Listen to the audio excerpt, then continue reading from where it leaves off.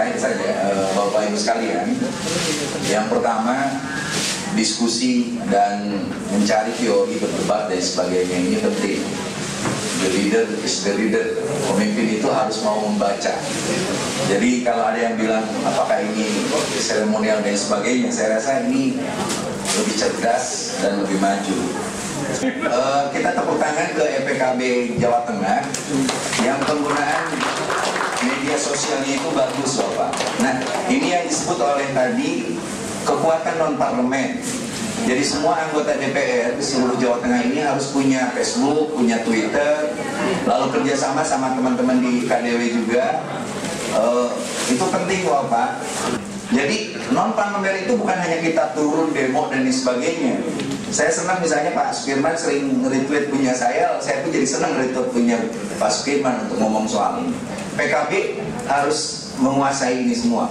Ada program untuk pesantren, namanya web, 1 juta web untuk pesantren. Ini aja belum dimasukin oleh PKB. Saya kebetulan anggota panel di Menteri Komunikasi Bapak dan Informatika yang diberikan wewenang untuk melihat mana web yang radikal, pornografi dan lain sebagainya. Nah ini yang 1 juta web itu nggak ada usulan sama sekali dari kita. Saya minta masukan tertulis, baik yang tadi dari Cilacap atau dari Pemalang, terakhir tadi dari mana, soal regulasi-regulasi yang perlu kita revisi. Jadi nanti masukan ke FKB DPR RI, nanti saya akan ngomong ke Kapoksi di Balai, kayak gitu, sehingga kita bisa mengusulkan. Karena dalam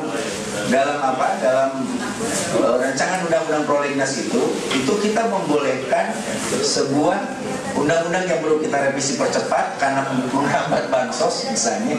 Nah itu bisa diperjuangkan lebih cepat.